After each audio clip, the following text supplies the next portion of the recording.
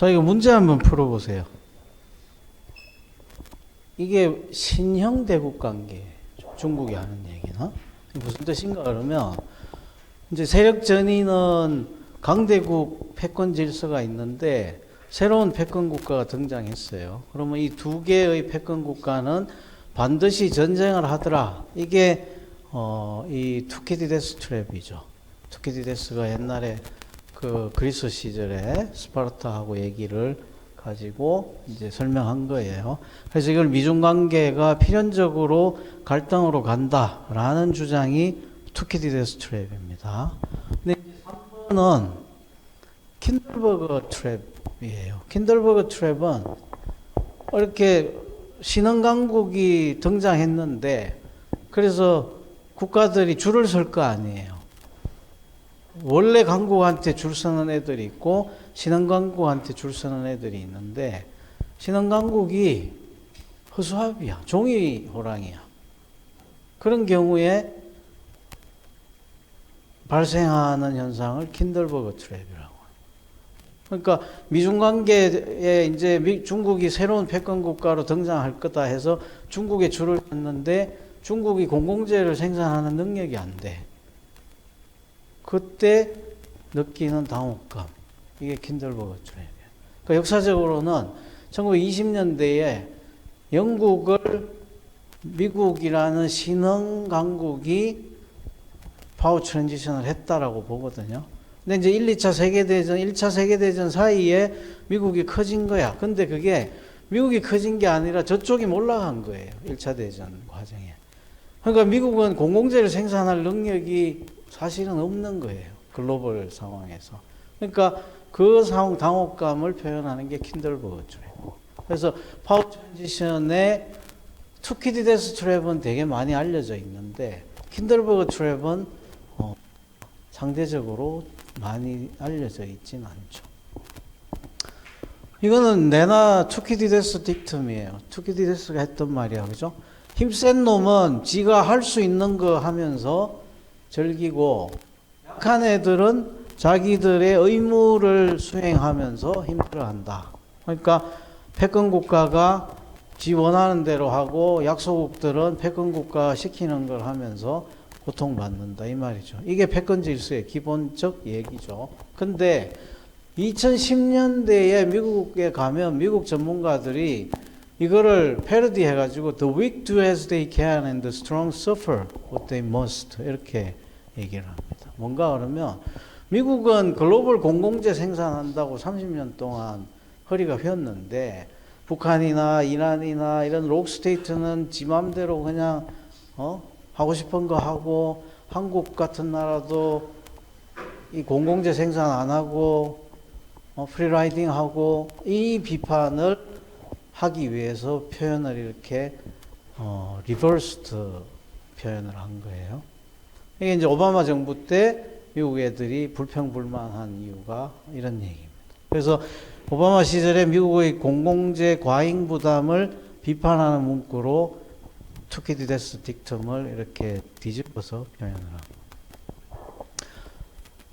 마지막으로 파워 트랜지션에 대한 중국의 입장은 중국 이런 거예요.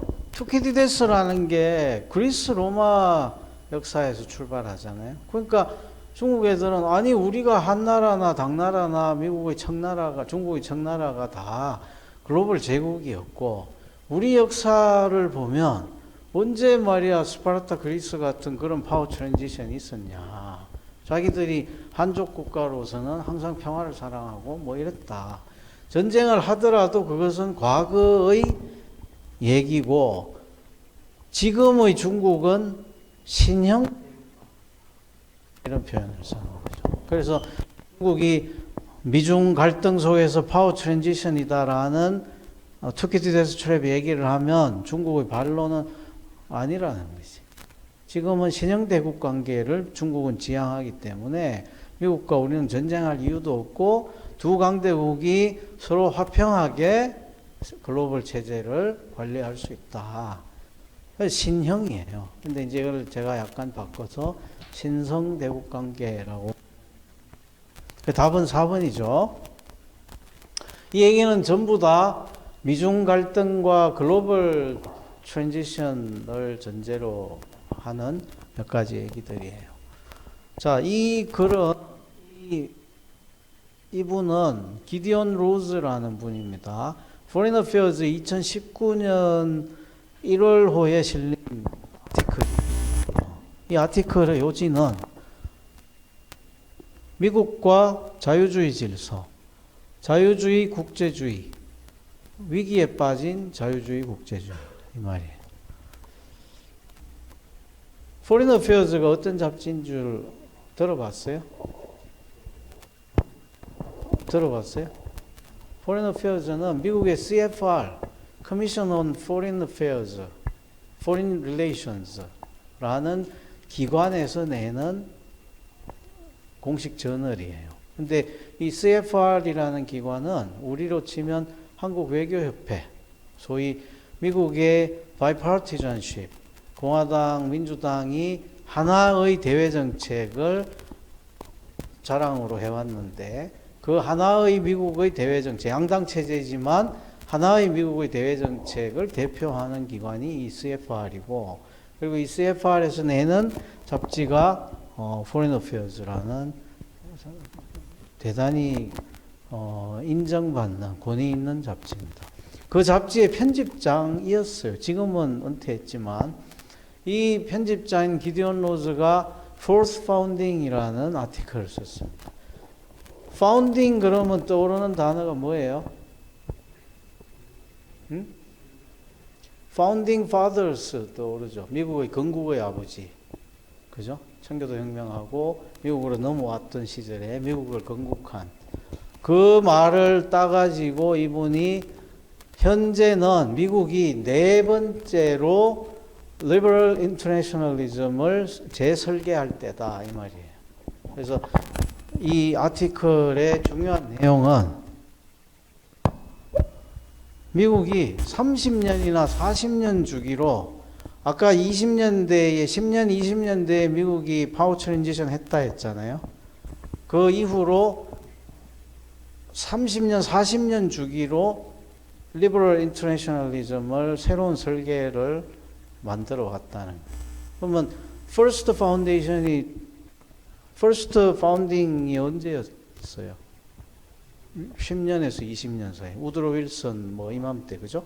그 다음에 Second Founding이 언제였겠어요? 50년대, 40년.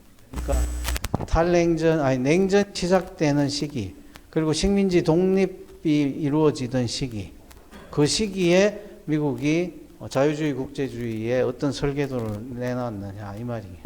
그러면 세컨드 파운딩의 미국의 설계도가 뭐였어요? 공산주의 진영을 블락하고 컨테인하고 나머지 지역의 리버럴 인터내셔널리즘을 확실히 하기 위해서 마찰하고 미국이 달러 체제를 시장주의에 연결했다. 그래서 나머지 반은 버리고 나머지 반을 자유주의 질서 하에서 움직이는 체제로 디자인한 거죠. 그리고 그 과정에 많은 식민지 국가들을 독립시키는 거는 오케이. 왜? 자본주의 체제의 시장을 확대하기 위해서 이런 뜻이 되겠죠. 그 냉전 시기의 두 블록의 경쟁에서 이 세컨드 파운딩을 미국이 성공적으로 진행했기 때문에 서드 파운딩기에는 언제겠어요? 탈냉기지. 그러니까 공산진영과 그 전쟁 속에서 평화관리에 성공했고 공산진영이 스스로 콜랩스하는 시기를 맞이한 거죠. 그러니까 1980년대 후반부터 90년대 사이에 미국은 이 서드 파운딩을 한 거다 이거지. 이 기디온 로드의 얘기는. 그러면 서드 파운딩의 내용은 주로 뭐겠어요?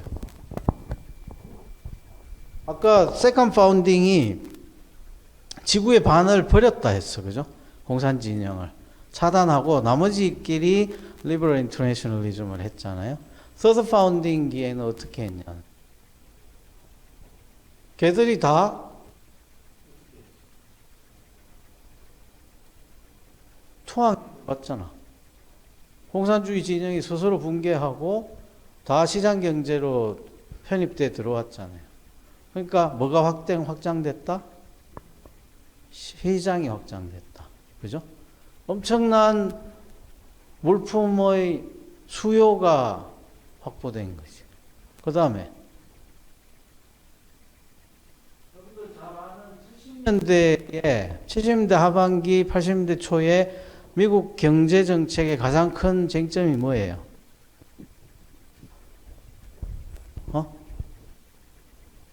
케인지안 정책이 붕괴되는 과정이 뭐냐고? 스태그플레이션이잖아. 인플레가 막 올라가는데 성장이 일어나지 않는 현상이 70년대 말 현상이죠. 그래서 이 스태그플레이션을 해결하려고 레이거노믹스, 공급 경제학 이런 거를 제기했어요. 그래서 레이거노믹스는 이 공급 측면을 변화시켜서 이 지금 인플레이션을 잡겠다. 그러니까 80년대 이 말부터의 서드 파운딩의 핵심은 인플레 없는 세상을 만드는 거야. 근데 이제 시장이 넓어졌으니까 수요가 늘어난 거죠. 상품에 대한 수요가 늘어나면 어떻게 돼? 가격이 올라가지. 뭐 인플레잖아. 그러면 가격이 올라가는 걸 막으려면 어떻게 해야 돼요? 공급을 늘려야 되지. 근데 공급을 늘리는데 공급되는 물품 가격이 되게 낮아야 되잖아.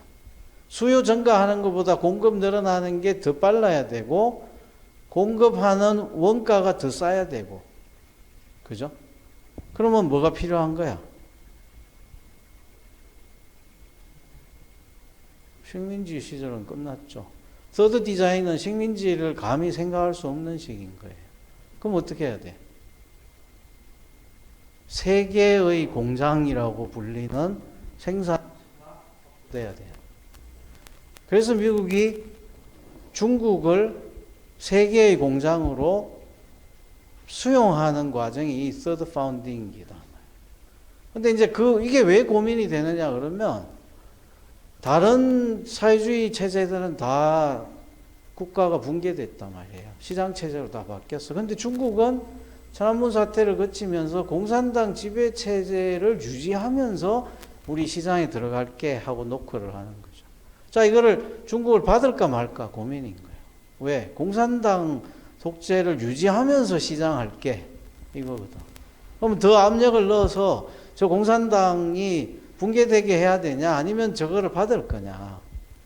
그래서 미국의 선택은 뭐였어요? 받았잖아. 그죠? 그래서 중국 공산당이 독점하는 시장 경제로서의 중국을 수용한 거야. 인플레를 막고 세계의 공장을 확보하기 위해서 값싼 임금 기지도 만들고 또 심지어 중국의 10억 넘는 인구라는 시장도 확보하고 그게 서드 파운딩의 내용이에요.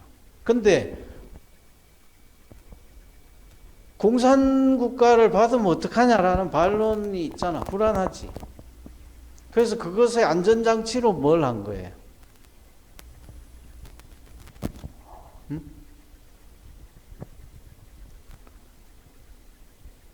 냉전 해체기에 제일 큰 논쟁이 뭐였겠어? 냉전 시기에 비대해진 군비를 어떻게 할 것이냐지. 국방비를. 어떻게 하기로 한 거예요? 해체해, 유지해.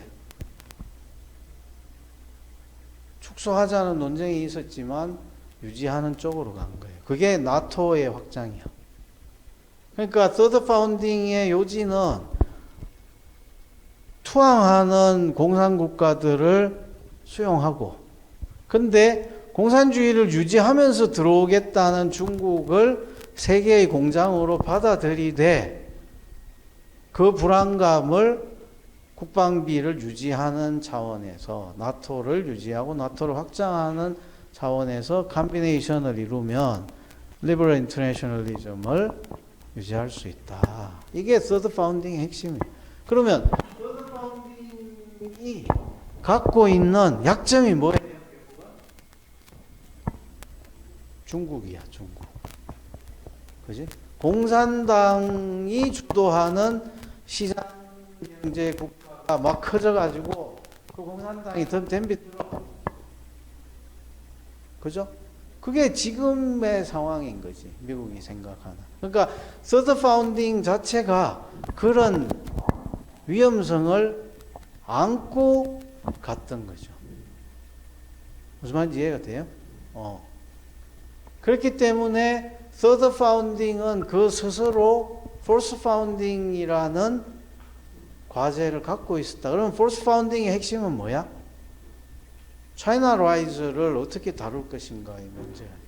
그래서 지금 투키디데스 트랩 얘기도 나오고 킨들버그 트랩 얘기도 나오고 중국은 아니야 우리는 신형 대국 관계야 하는 이 논란들이 벌어지고 있는 이유가 이 force founding 때문에 그렇다. 그래서 이 force founding에 대해서 이 기디온 로즈는 미국은 빨리 그런 기획을 가지고 liberal internationalism의 새로운 지평을 열어야 된다. 디자인을 마련해야 된다. 이렇게 하는 거지.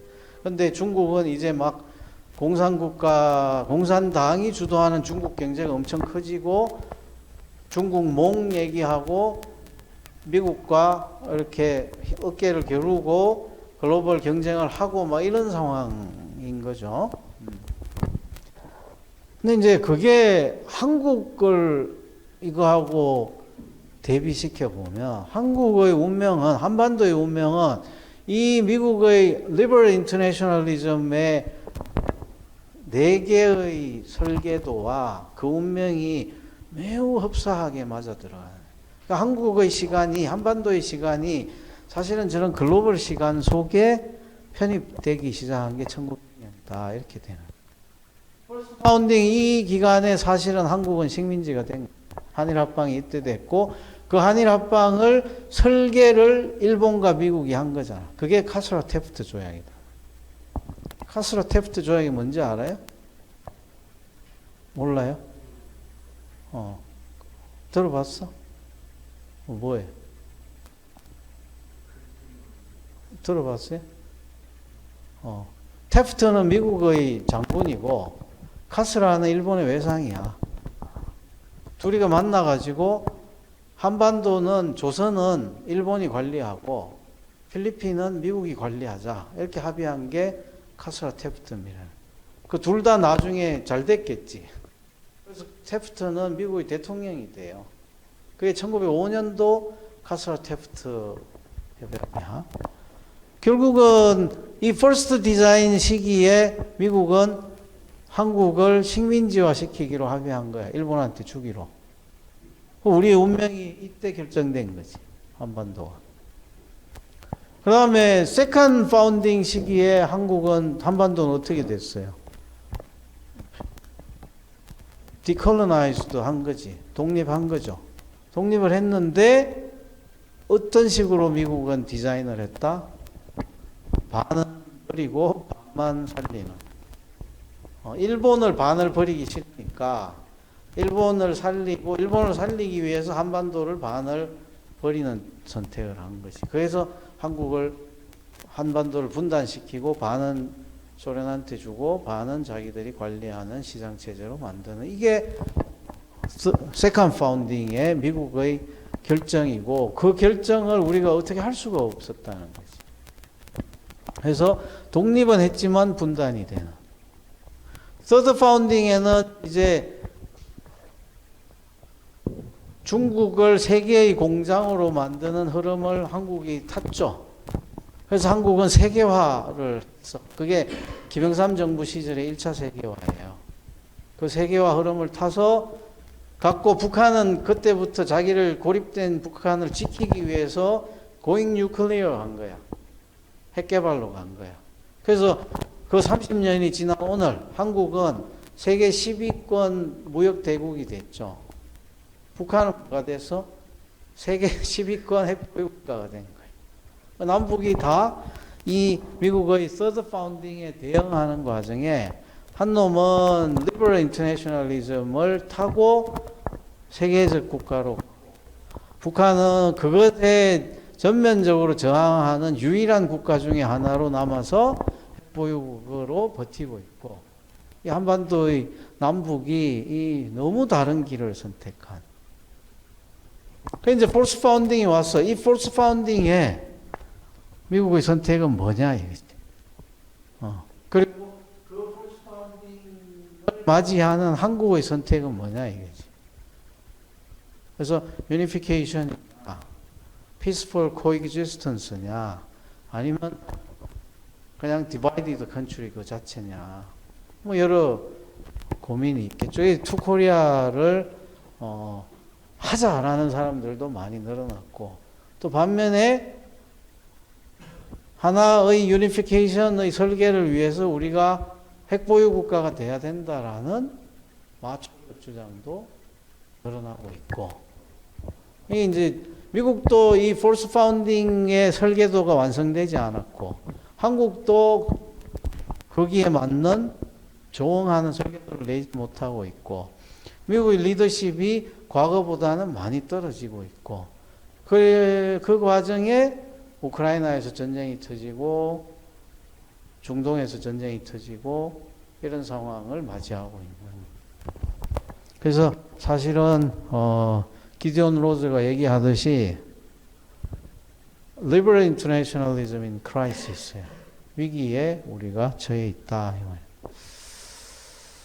이 폴스 파운딩에 그래서 요지는 당극 체제가 침식됐고, 미국이 가치, 민주주의, like-minded country 뭐 이런 얘기를 하면서 세계 질서를 90년대에 만들었다고 생각했는데 지오폴리틱스가 되돌아왔다 이 말이에요. 국가들이 가치를 가지고 움직이는 게 아니라 자기 국가의 이익을 가지고 글로벌 갈등을 마다하지 않는 시기가 왔다. 이게 2014년에 월트 미드라는 사람이 아까 그 Foreign Affairs에 쓴 칼럼의 제목이에요. 그게 The Return of Geopolitics.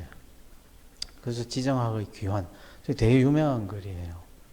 그래서 미국이 가치, 민주주의, 인권 이렇게 90년대 세계화 시기를 주도해 왔는데 다시 밸류 디플로머시가 아니라 지오폴리틱스가 중심이 되더라. 이 2014년이 무슨 해야? 왜 저 얘기가 저때 나왔을까?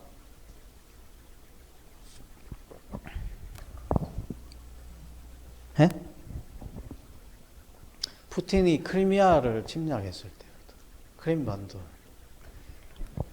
그러니까 그거를 크림반도를 침략했는데 미국이 막을 수가 없는 거야. 전쟁을 할 수도 없고.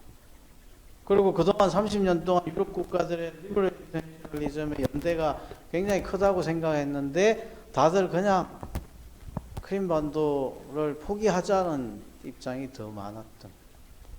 그래서 이게 지정학의 귀환이고, 이 나머지 국가들, 웨스턴 디모크라시에 들어오지 않은 국가들, 그게 브릭스야.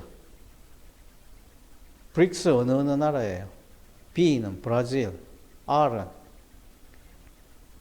러시아, 그죠? 그 다음에 I는 인도, C는 차이나, S는 사우스 아프리카. 이 5개 나라들이 the rest야. 나머지 국가. 사우스 아프리카 지금은 여러분들 별거 아닌데 2014년 요맘때 남아공이 유명했던 건 아프리카를 대표하는 국가이고, 그때 월드컵을 사우스 아프리카에서 했잖아. 그러니까 아프리카 대표 국가로서 S를 집어넣어 준 거야, 브릭스에. 근데 이 나머지 국가들의 등장, 성장 이런 거죠. The rise of the rest가. 그 과정에 미중 관계는 투키디데스 트랩에 빠지고 있다. 이게 이 폴스 파운딩기의 주된 특징들이에요. 지금은 폴스 파운딩은 어떤 대안이 있는 게 아니라 폴스 파운딩이 맞이하고 있는 위기, 그리고 폴스 파운딩이 극복해야 될 과제들만 이렇게 있는 거예요. 그리고 커플링이 이루어지고 있고 뭐 이런 얘기들. 또 이제 원래 3월 달에 나온 Foreign Affairs 그림입니다. 맥스 부트라는 친구인데 What the neocons got wrong이야. 네오콘은 어떤 애들인 줄 알죠? 2000년대에 부시 정부 때 그 소위 강경 노선을 걸었던 친구들이에요. 2000년대는 그 서드 파운딩이 피크에 달했을 때야. 그러니까 그때 자기들이 뭘 잘못했느냐 이 말이지. 그러니까 미국의 힘이 가장 피크에 달했을 때 포스 파운딩을 준비하고 중국을 관리하고 이런 걸 했어야 되는데 9.11 테러가 터지니까 미국이 거기에 그냥 쏠려가지고 아프간 때리고 이라크 전쟁하고 하면서 중국과 타협을 했다는 거야. 그게 자기들의 실수였다는 거야. 이라크 전쟁이 자기들한테 미국의 힘의 한계에 대해서 주고 있는 교훈 뭐 이런 거. 그래서 자기 젊은 시절 이게 20년 전 아니에요 벌써. 그러니까 자기 젊을 때 네오콘에 막 자기도 혈기에 그냥 감히 미국한테 도전하는 애들을 본때를 보여준다 하면서 때렸다 이거야. 근데 그게 2000년, 2001년이니까 지금 20년 후 아니에요. 2023년이니까.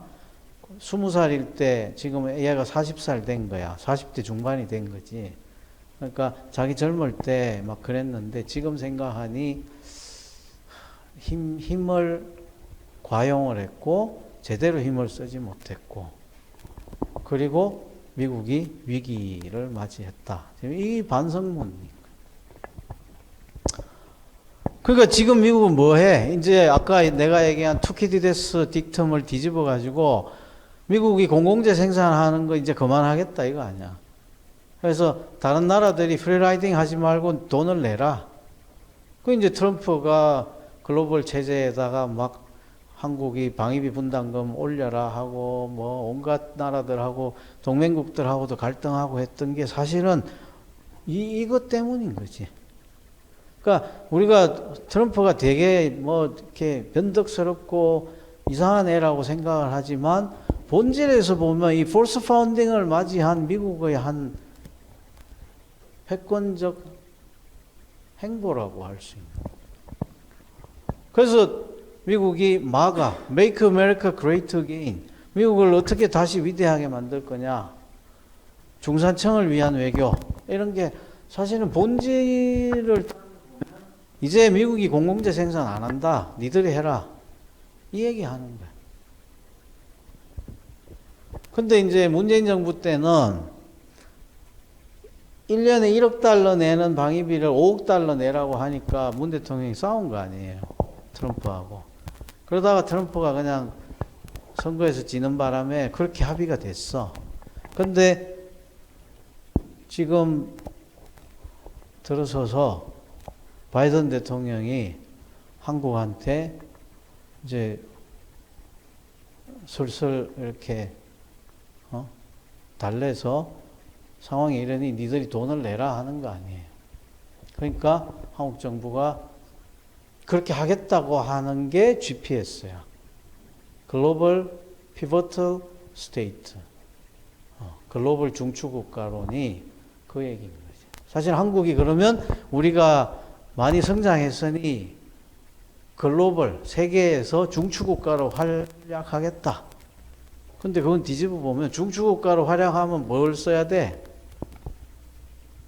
예? 돈을 써야 되는 거지. 그러니까 이제 한국이 미국의 요구에 발맞춰서 기여한다, 돈을 쓴다 이렇게 되는 거죠. 그러니까 결국은 저게 좋은 정책인데 우리 경제가 받쳐줘야 되는 거예요. 그죠? 지난 30년 한국이 막 성장할 때처럼 그게 경제 성장이 되면 저게 되는데, 근데 문제는 전쟁이 터지고 막 이러면서 제조업 국가들이 지금 다 망하고 있어요. 독일 망하고 한국 망하고 일본 망하고. 근데 일본은 망하는 거를 피하기 위해서 환율을 거의 뭐 50%가량 절하한 거잖아. 그죠? 150엔까지로 100엔 하던 게 150엔까지 됐으니 거의 막 50%를 깎은 거예요. 그러면 수출이 잘 되겠죠. 그러니까 제조업이 다른 나라들 제조업 다 망하고 일본도 제조업이 망하는데, 망한다는 표현은 제가 좀 과잉이지만 막 타격을 받는데 일본은 환율 효과로 제조업이 서바이벌 하는 거예요. 그러면 일본과 대체 관계에 있는 한국 수출은 더 어려워지는 거지. 그래서 요새 신문에 보면 독일 경제 매우 어렵다. 이게 왜냐하면 독일은 유럽에서 유일한 가장 중심적인 제조업 국가거든요. 그러니까 그런 평가들이 나오는. 그리고 이제 트럼프 시절에 이게 시작된 거야, 그죠? 더 이상 우리가 경찰 국가 못 한다 한 거지, 트럼프가. 자, 그래서 이제 이게 챕터 1 파워 트랜지션 얘기고, 챕터 2로 가면 자, 이거 또 풀어보세요. 1분간.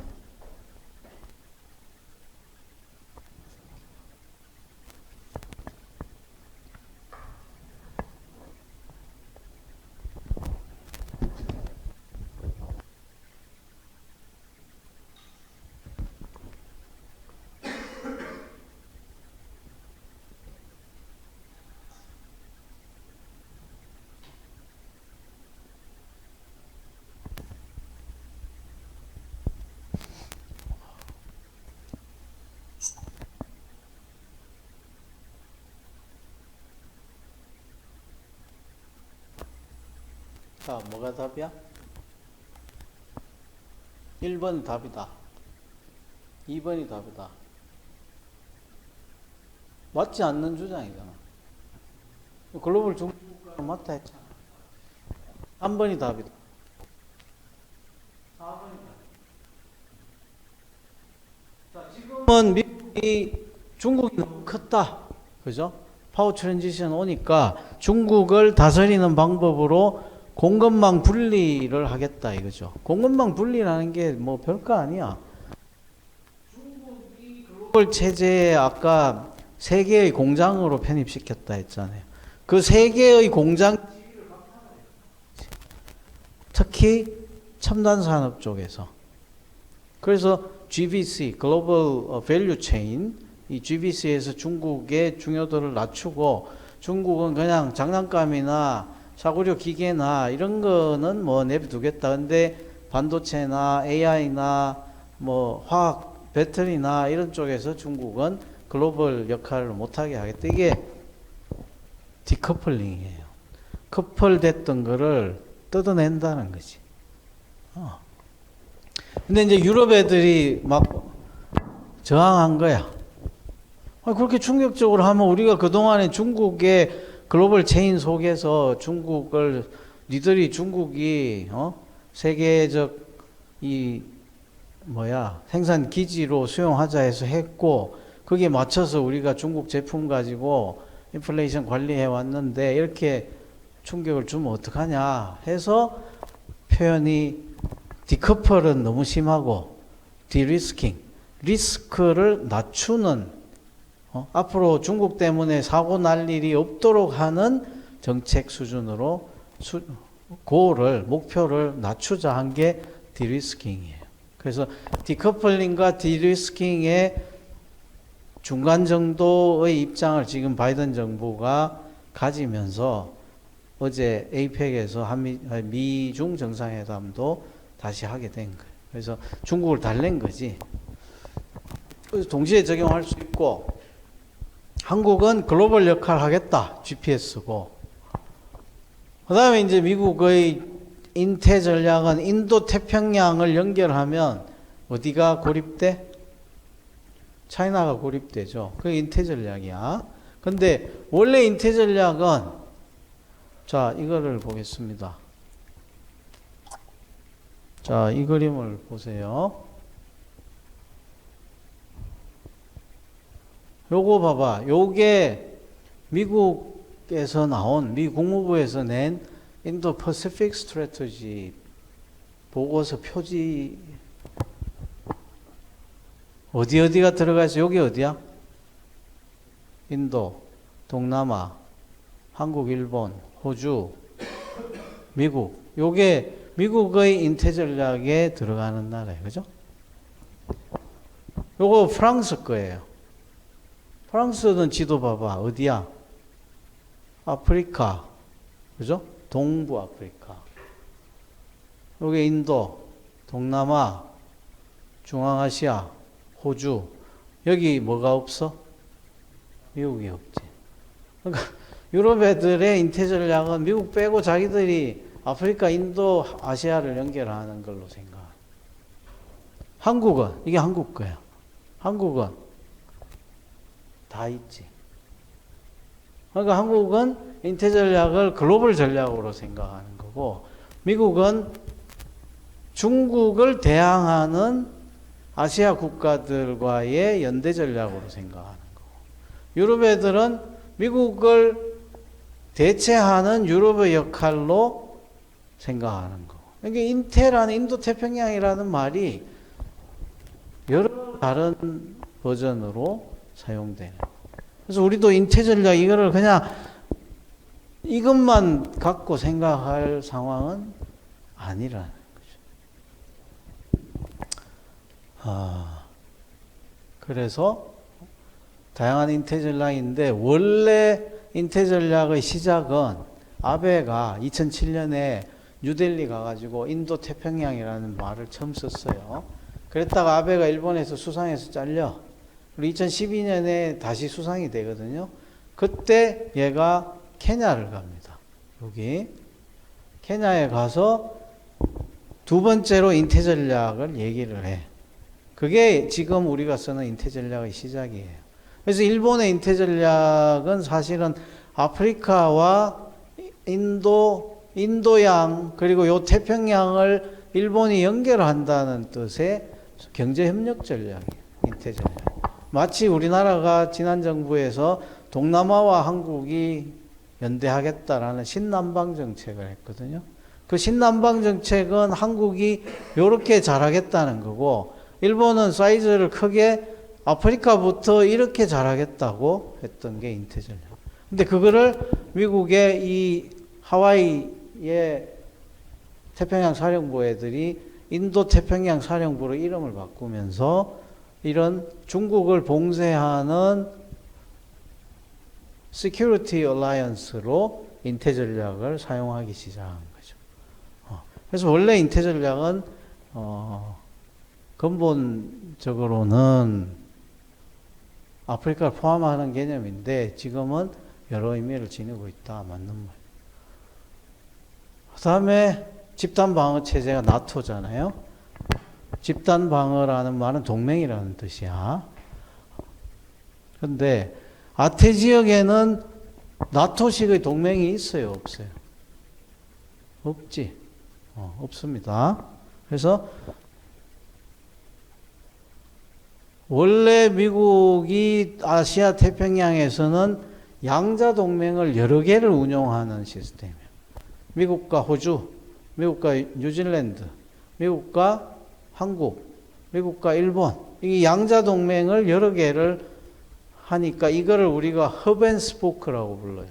허브는 미국이 허브고, 양자니까 이렇게 줄을 하나씩 끌 수 있겠지. 그러면 이게 꼭 자전거 바퀴 같이 생긴 거지. 허브가 있고 바퀴살이 있는. 그래서 이게 허브앤스포크 시스템이다 이렇게 부르니까, 이거는 나토 같은 집단 방어 체제하고는 다르죠. 근데 여기는 지금 아태 집단 방어 체제다라고 하기 때문에 이 4번이 틀렸다 이 말이에요.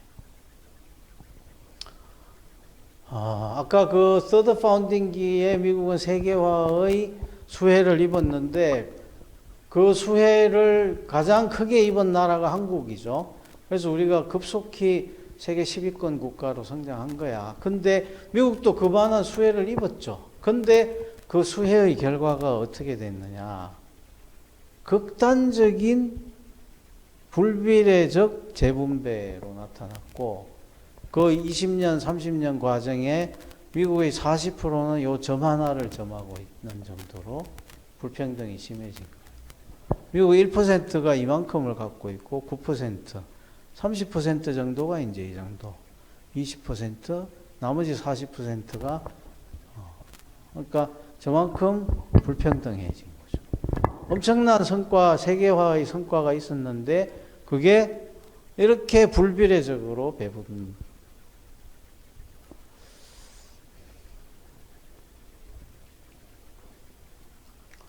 그래서 한반도 상황은 글로벌 공공재를 미국이 더 이상 제공 못하겠다. 왜? 미국의 1%가 그만한 걸 가져갔는데 이 크기에 비례해서 얘들이 세금을 안 낼 거야.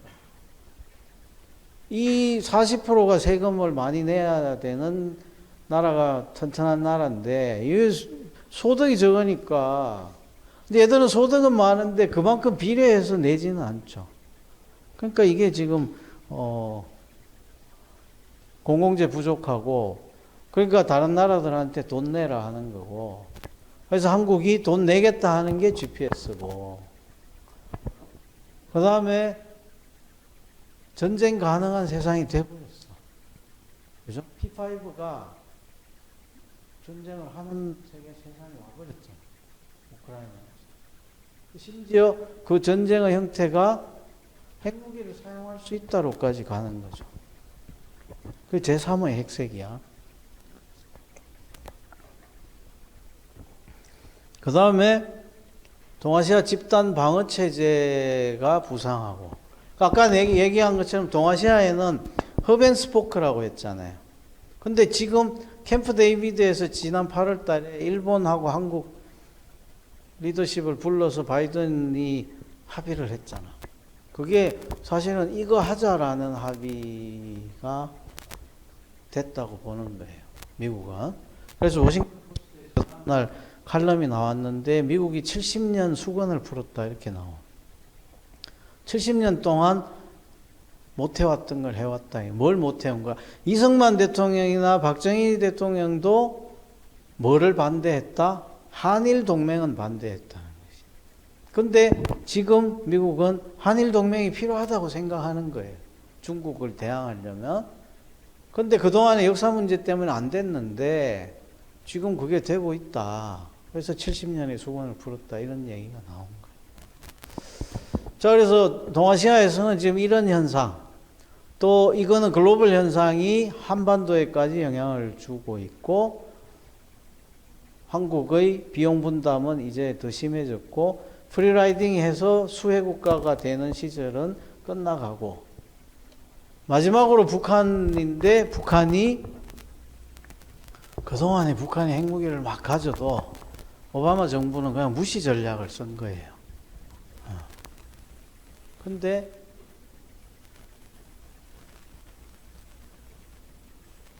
무시 전략의 전제는 뭐야? 얘가 핵무기를 가져도 국제적 제재 체제가 잘 굴러가면 얘를 통제할 수 있고 그 제재의 결과로 경제가 어려워지면 북한이 80년대 말에 공산주의 국가들 붕괴하듯이 레짐 체인지가 일어날 거다. 이게 대전제잖아.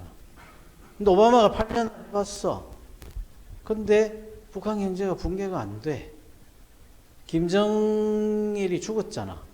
김정일이 죽으면 될 거라고 생각했는데 김정일 죽은 후에 김정은이 서바이벌 한 거야. 얘는 더 도발이 심해졌어. 이런 체제가 나타나면서 북한을 무시하는 전략적 인내. 북한이 뭘 해도 인내한다. 근데 이유는 뭐야? 전략적으로 북한을 고립시키고 경제적으로 제재를 가하면 지가 아무리 핵 개발해도 무용지물이 된다. 이 전제가 무너진 거다. 그러니까 이제 한국 우파에서 북한이 핵을 갖고 있는데 경제 제재로도 안 통하고 그 핵을 갖고 있는 북한이 자꾸 도발하니까 우리가 뭐가 필요하다? 우리도 핵무기가 필요하다라는 주장들이 일어나는 이유가 불편한 진실이지만 사실은 북한 붕괴론이 붕괴되면서 나타나는 현상이다. 이게 한반도가 처한 위기의 본질이라는 거죠. 그래서 어떻게 해야 되느냐 뭐 쭉 있는데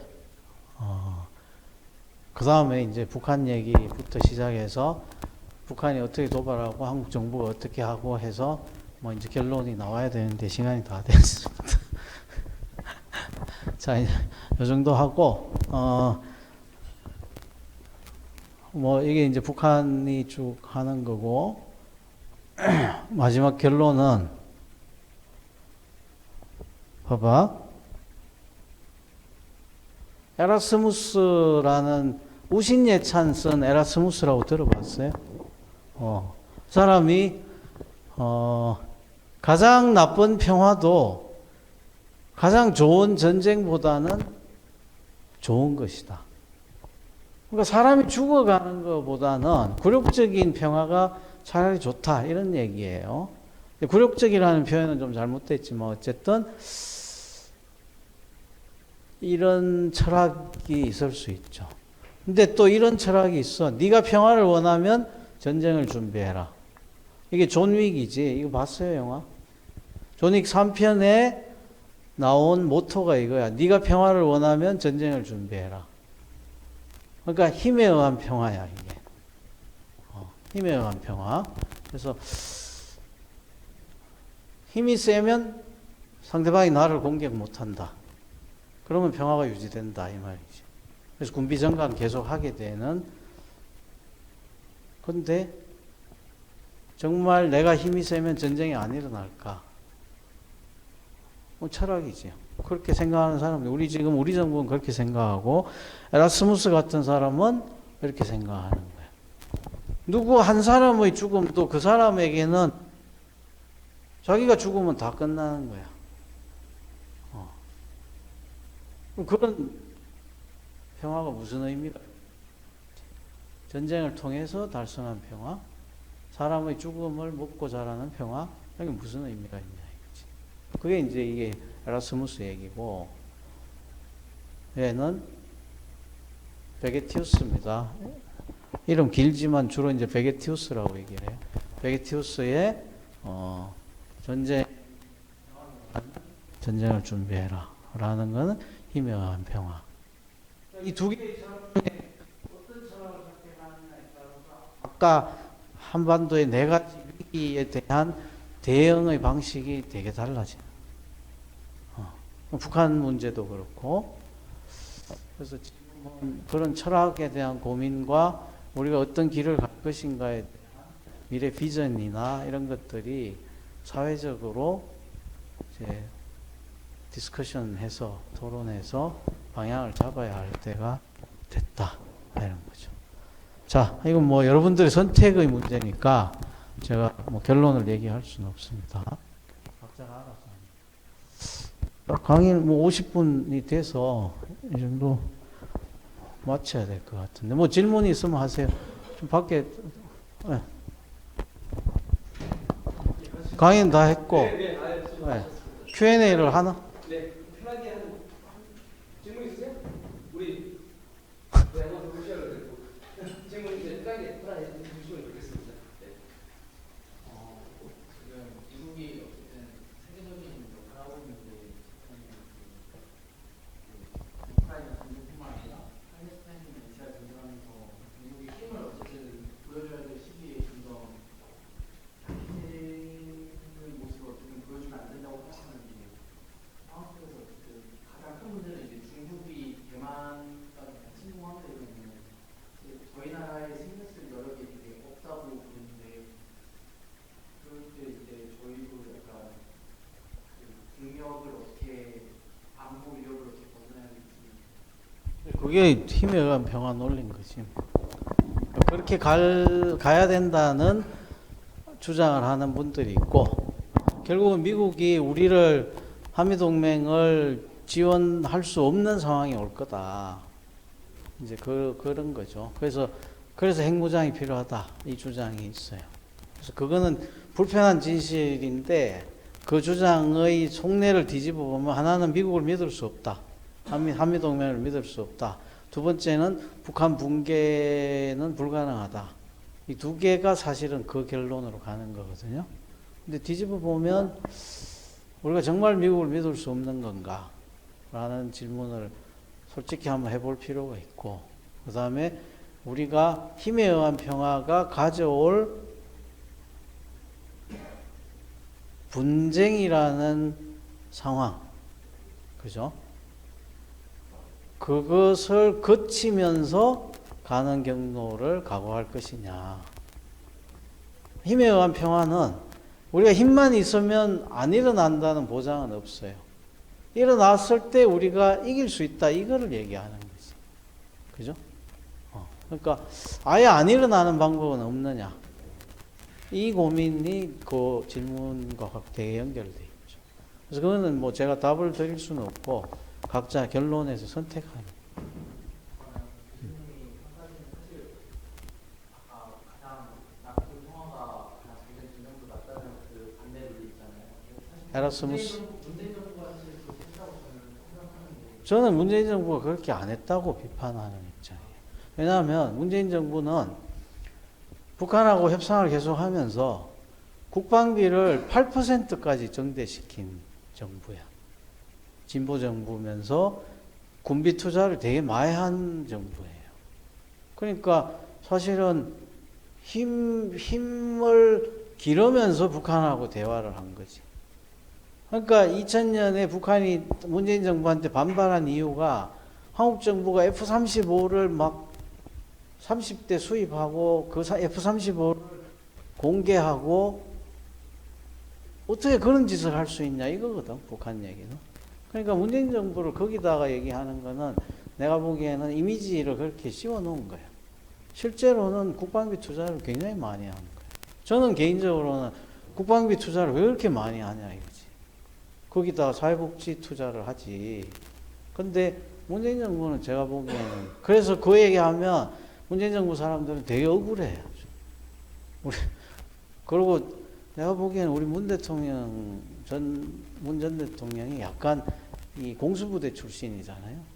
그러니까 밀리터리 덕후야. 군비나 군사 이런데 나름 본인이 자부심이 있고 일가견이 있어. 그래서 그 에라스무스의 논리는 이재명 후보가 그 얘기는 했어요. 근데 문 대통령은 내가 보기엔 약간 결이 다른 것 같아.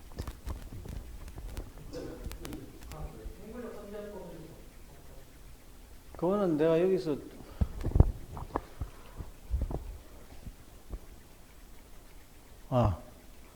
이 친구가 그 시드니 사일러라고 저거 했던 친구예요. 백악관에 있었고 D&I 국장 하다가 6월 7월 달에 사임만 했는데 걔한테 그 질문을 했어. 보이스 오브 아메리카에서, 보여에서. 그러니까 얘 말이 그들이 다른 길로 가기로 결정하면 언제든지 헌법 따위는 바꿀 수 있다. 얘가 이렇게 답한 거야. 미국의 답이에요. 내 답이 아니야. 오케이.